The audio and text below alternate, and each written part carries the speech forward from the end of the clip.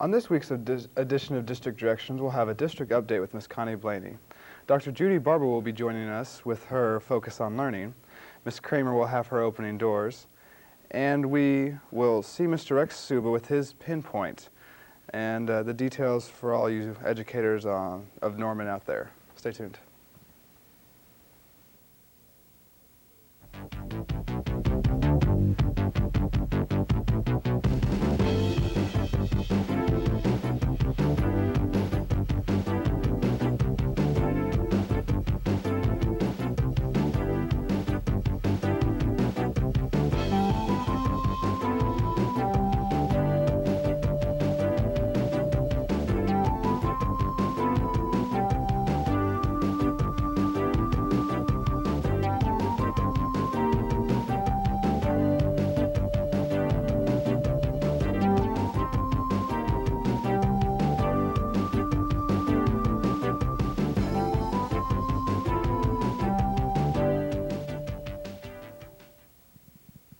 Welcome back to another edition of District Directions. I'm Amanda Patterson. And I'm Lawrence Bothwell. Connie Blaney, congratulations are in order for the following Norman Public Schools as outstanding people. The Norman Public Schools are known for this, excellence educators, programs. Their energy and departments are more special. The media department's departing us on all awards is Miss Connie Blaney with District Update.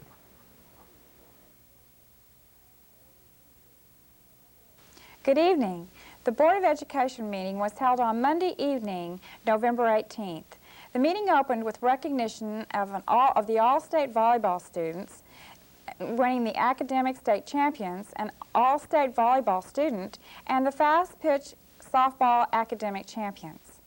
Linda Atkinson, Science and Health Director, was honored for receiving the Jack Winter Science Educator Award from the Oklahoma Science Teacher Association, and she was presented with a certificate and congratulated by the board. Teachers from across the school district have participated in a professional development program to become cadre members to facilitate quality in-service sessions at the school sites, as well as resource staff in the area of Pro-4 service learning. Certificates were presented to each of these pro teachers. Two parents addressed the board regarding the Aegis program. The following items on the consent agenda were approved or accepted: purchase orders, minutes, purchase requests, financial reports, personnel, fundraising events, and the 1996-97 contract for vocational programs. Sharon Kinnear, Vice Chairman of the Citizens Advisory Council, gave an update report on the activities of the Citizens Advisory Council. Public hearings were held last Tuesday and last Thursday evening to seek input from the community on the transfer policy.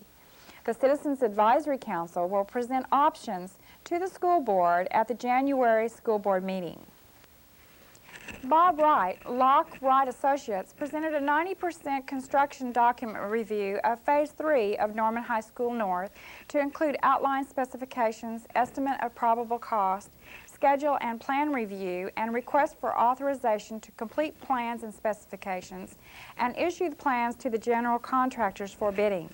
The board approved the plans and authorization to the general contractors for bidding.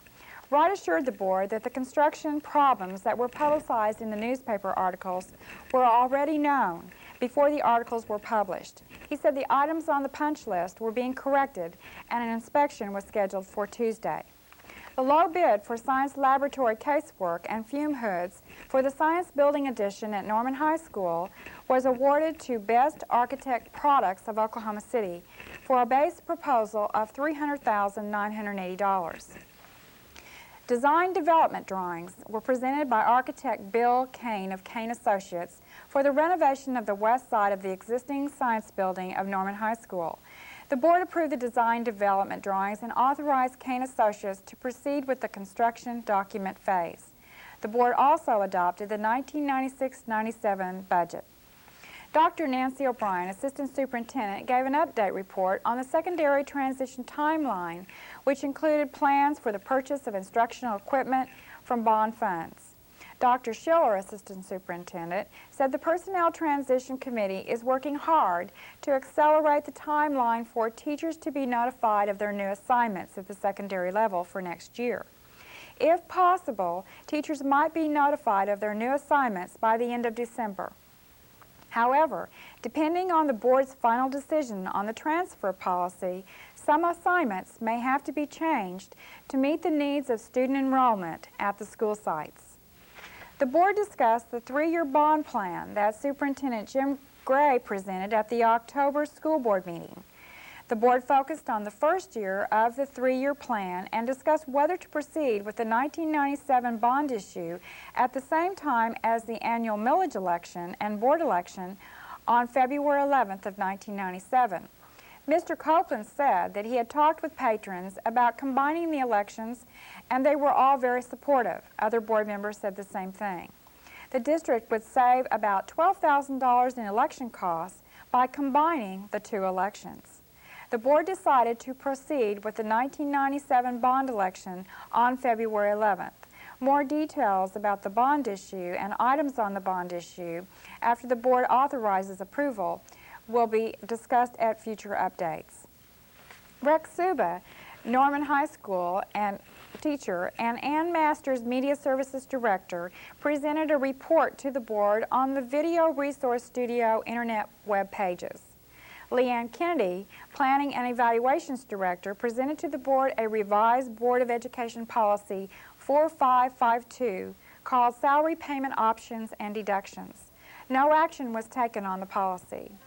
Diane Lewis, Gifted and Education Testing Director, gave an overview of the Gifted Education Evaluation Program.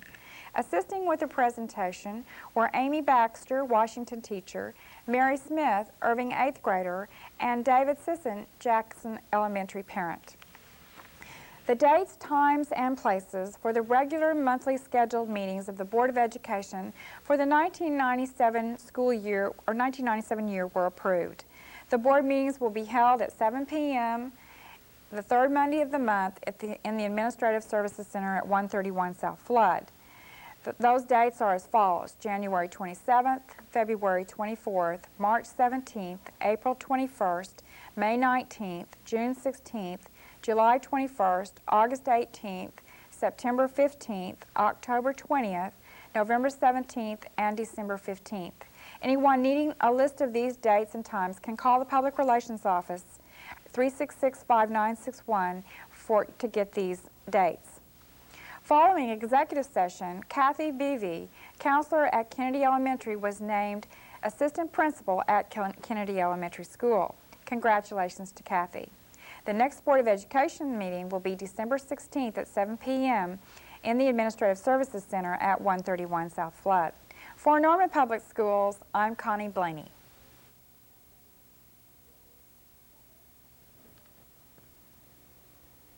Thank you, Ms. Blaney, and congratulations to John Hopkins and his students. I've been part of the Norman Public Schools system and all their excellent programs for all of my life. And some of my fondest memories take place at Central. I remember falling up the stairs and down the stairs almost every day, but then again so did everybody. We used to joke that you didn't haven't attended Central until you've fallen at least up or down the stairs maybe once or twice during the 2 years. But here now is Dr. Judy Barber, who hosts Debbie Hunt, Lisa Sutherland, and Dr. Janelle Jones as they celebrate Central on Focus on Learning.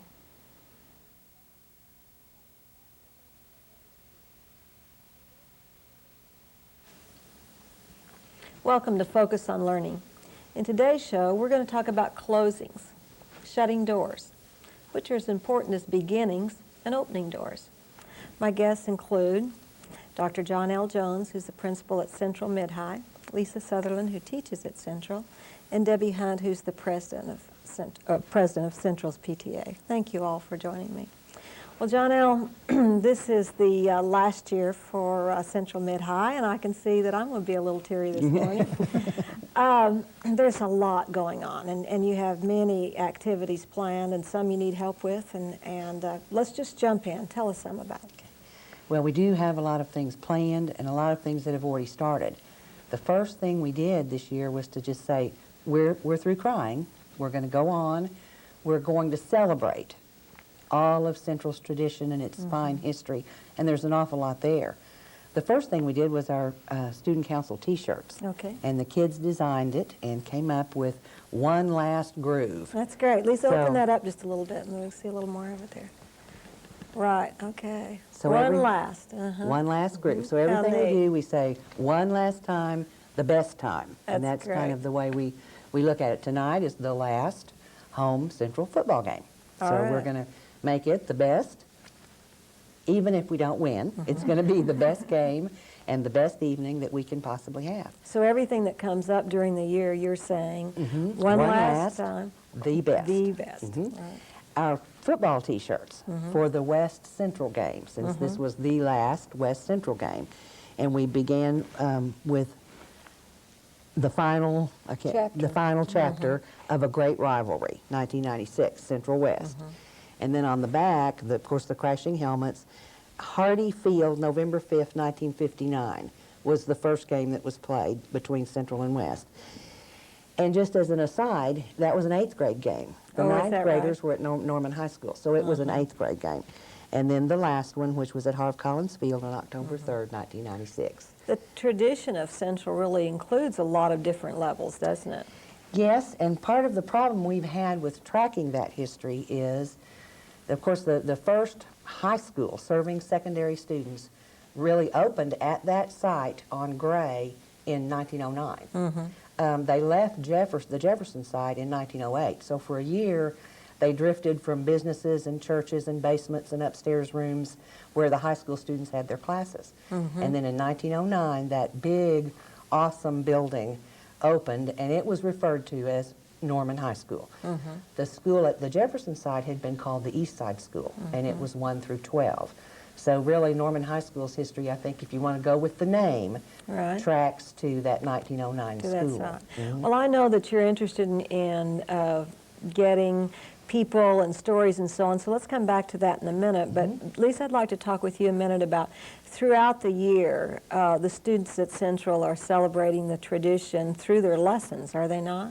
That's correct. We are trying to incorporate some of some history of Central and of public schools here in Norman in our social studies classes and through our English classes. Our art department has a special project where they are documenting the history of Central through 4x8 murals. The math department is measuring Central, every inch of it, in order to leave an accurate to scale map for the Longfellow students who will be coming and being part of our building. The history classes are doing oral histories from former Central alumni, and we still need more people for our students to interview. Once our history students finish interviewing former Central students, teachers, parents, anyone who's been involved there, our English students will take those interviews and write them up, and we're going to create some kind of book of memorabilia and stories to give back to the community and just to help us through this change. That's great. Well, so we have it's going on in classes, and so that's really an interdisciplinary kind of year That's in, right. in this tradition. The science classes, I don't want to leave them out. They are spearheading kind of an environmental project for us, which is a service learning project at Kate Park, and I think Dr. Jones is going to talk a little more about that. All right. And Debbie, the parents are an important part of all of our schools, and most certainly at Central. What kinds of things are the parents at Central doing? Well, we have a lot of participants this year. We have a lot of excited parents. We have some that have several generations from Central. So one of the first things is just memorabilia, to look back at oldest T-shirt, yearbooks, and just memories they've had of Central. And we also, of course, do any kind of financial help that we can do and help in raising with those projects. And then just the people power, having the volunteers there for all the different celebrations that we're going to have this year. You know, a thought I had as you were talking is that it's important for parents to be there with helping hands and of course help raise money and in this case bring things from the community. But just carrying adults in a school and allowing students to see adults being involved and helping the community is a really important point. And Ginny, I'd just like to thank you for One of the most that. important things about Debbie's PTA group is that we have a very large group of parents who are really spirited, and that helps. You can just feel it when they come in. The spirit at Central Right. picks up. And Yeah, the energy. They always leave things, decorations and cookies, but their spirit is what really has made such a difference in the last few years under Debbie's leadership. That's great. Well, Johnelle, let's go back. I know that you want people to call you with. Well, there are several things. One of the big searches that we're doing is a scavenger hunt to find the oldest Central T-shirt. And again, the problem is with where we're going to begin in history, because in 1926, when the Boyd Hall building was completed and they began having classes there, the 8th graders came to Central. So now then we have an 8-9 kind of junior high setup. Okay. The next year, the 7th graders from Jefferson came over, but only the Jefferson 7th graders. The other elementary schools retained their 7th graders. They wanted to get that grade out of a wooden building that was at Jefferson so that the board could be proud that all Norman students were in a brick building. Oh, yes. So just the 7th graders came to the junior high that year. So the actual history of a junior high there started in 1926, but it wasn't Central. It was referred to as NJHS, Norman Junior High School. The Central name didn't come along until 1958, when the 7th and 8th grade both came there and enrolled for the spring in Central. So it was really a kind of 59 term, and that's when West, of course, entered the picture. At that first football game, we found that Central played the no-name Wonders. Oh, is that the way Because they West did it? didn't have a name, but Central did have a name in 1959. So we're interested in the Norman Junior High School history also, Right. because those 3 generations of families that have gone there go back to using that name, the Norman Junior High, and not just the Central name. So So if anyone had things to bring, stories to tell, T-shirts. yeah, yearbooks, T-shirts. How about names of teachers that taught yes. before? We have permission to search the board records now, so we'll be going back to those, and of course that's where we'll get the list of faculty members and some of the alums to invite back particularly. But just because they don't receive information from us, Right. we don't want them to be shy about calling and saying, hey, I went there and this is my story. Another thing that we're trying to put together is a cookbook Oh, yes. with recipes from alums, teachers, anybody that has any connection. And at the bottom of their recipe, we'll put a little story about when they were there and any of their memories that That'll they be might have great. in the Right. book. So. Well, I think we have the number at Central running across the screen periodically, so I hope you will get some calls. I hope so. Just don't get discouraged if they can't get in the first Right. call. Keep calling. I understand that. Lisa, I know that the teachers and students also have some specific events, celebrations scheduled. Would you talk a minute about those? Well, the student council is going to leave a time capsule with some of the memorabilia and some stories. We plan to bury it there at Central somewhere and provide a park bench to go over that, to protect it, and just to commemorate that tradition. In late April, the students, the parents, the faculty have decided to just have a big party, essentially, and we'll have a picnic. Our jazz choir and jazz band will perform. We hope to have some speakers. Perhaps this will be a Chautauqua Fair type event, just for us all to come together, the community of Central right now and the former community of Central, and just celebrate all the fun that we've had together all these years. Judy, one of the things we'll be doing during that celebration is serving punch and ginger snaps. Oh, of course. And if you know why ginger Yes, snaps. I do know why ginger snaps. You want to talk a little bit about it for our audience, though? Well, Ginger Snaps was the name of the pep club, and it was a large contingency through the high school years as a spirit group. And Ginger Snaps is kind of a snappy name that stayed for years and years until they disbanded finally. So, Well, we're going to have to close the show. What are the other things we want to be sure and get in? I think one of the most important things is that Central wants to celebrate by leaving things with the community and with the Longfellow group that'll be there the next year. The map that Lisa mentioned is something that we've not ever had, a 2-scale map. The park benches that we want to leave both at Central and at the Cape Park project. That project is a big part of our celebration. When they did the road work on Robinson, part of the environment was destroyed. And so many of the birds and wildlife that used to at least stop over there haven't been coming back. And we want to restore that and leave that for our East Side community. And we'll leave a park bench there also that has our dates on it. So that's a real big part of what we, as we leave, we want to leave things behind that will serve both the community that's coming to the site and our bigger community in that part of town. How do you see the students responding to your activities and plans? Student Council is meeting Saturday to make peanut butter bird feeders for Cape Park. I think, and this came totally from them. We've approached them with the idea and we're letting them go with it. And I think step by step they're getting into the idea that this is something we can do, we want to give to our community. It's always enjoyable and satisfying to me to know that when we put an environment around students, that they respond with caring and wisdom and want to help the world and their community. And I certainly appreciate the things that you're doing to put that environment around them in a very real setting. And it truly is a fine tradition to celebrate it at Central. Thank you for being here. I hope that you get a lot of calls at Central because we do want as much information and involvement as possible.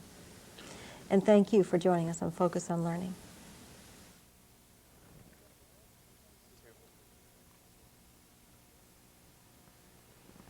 Thank you, Dr. Barber. Another person with unforgettable memories of Central is the Norman Teacher of the Year, Linda Kramer. A lot of my memories of Central revolves around team and my freshman team teachers, who are Miss Behan, who you may know from her show, which follows district directions every weeknight called Capital Ideas, and my English team teacher and yearbook supervisor, mentor, and editor, Mrs. Linda Kramer, who opens her classroom doors to the public on opening doors.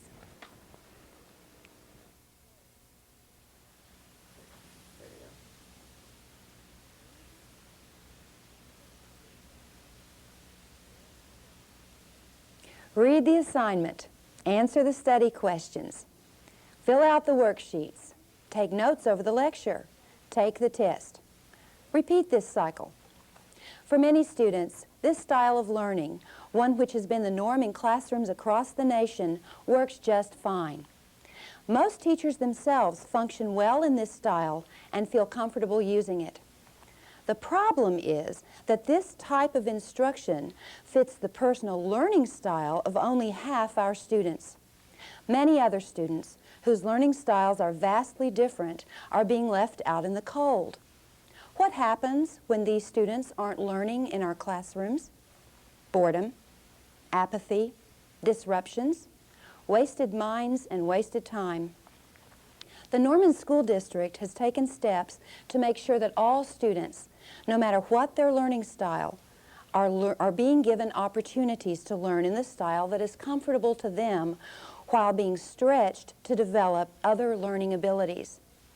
The method we've adopted is called format. The format system is based on the premise that kids go through a cycle of learning. Human beings perceive and process information in different ways. The combinations formed by our perceiving and processing techniques form our unique learning style. There are 4 major identifiable learning styles, which are all equally valuable. All learners need to be comfortable about their own unique learning style. Type 1 learners are primarily interested in personal meaning. They perceive information concretely and process it reflectively. They learn by listening and sharing ideas. Teachers need to create a reason for learning. Type 2 learners are primarily interested in the facts as they lead to conceptual understanding. They perceive information abstractly and process it reflectively. They learn by thinking through ideas. Teachers need to give them facts to deepen understanding. Type 3 learners are primarily interested in how things work. They perceive information abstractly and process it actively. They learn by testing theories and applying common sense. Teachers need to let them practice and try things for themselves. And Type 4 learners are primarily interested in self-discovery. They perceive information concretely and process it actively.